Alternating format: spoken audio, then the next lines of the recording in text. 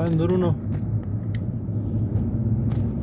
تاسې باور وکړئ چې دغه څو شپې ژوند د ښو کارونو دپاره، د عبادت دپاره، د مرستو دپاره، د هغه کارونو دپاره چې خدای پاک د منګه نه غواړي ډېر کم دی. او منګه څه چې خدای پاک د منګ نه غواړي او څه کې چې زمونږ او ستاسې بریاوې دي هغه بیا پرېږدو، او هغه کارونه چې زمونږ نه دي هغه شیطان ته سپارلی شوي دي، په هغې کې اخته شو. عبادت پرېږدو، مرستې پرېږدو، مینه او محبت پرېږدو، آبادي پرېږدو، ښو ته رابلل او بدو نه منې کول پرېږدو. په څه سر شو؟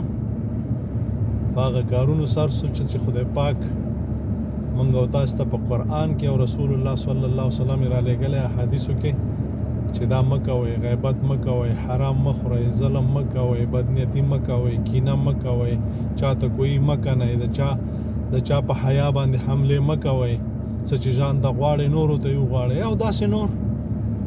بیا موږ څه کوو؟ د دې خلاف کوو. نو یو انسان خپل ځان دپاره کافي دی چې په ځان باندې شاهد شي او په ځان باندې ګواه شي چې ما څه کړي، بس خلاص. دا خو چې موږ دلته دروغ او درب او منافقتونه او مور و پلار هم وغولو، خویندرونه هم وغولو او مسلمانان هم وغولو، بیا نو دومره ظالمان او دومره د کفر نه ډک یو چې خدای سره به څه کوو؟ آیا خدای ته به څه جواب ورکوي چې تا دا حرام وخوړل، حرام ده وکړل؟ هر یو کار چې کوم خدای پاک منې کړی حرام دی ته یې کوې، خلکو ته خو درواغ وایي، نو خدای ته به څه کوې؟ دا د انسان دپاره په خپله چې په ځان باندې شاهد شي، ګواه شي، دا به بس وي.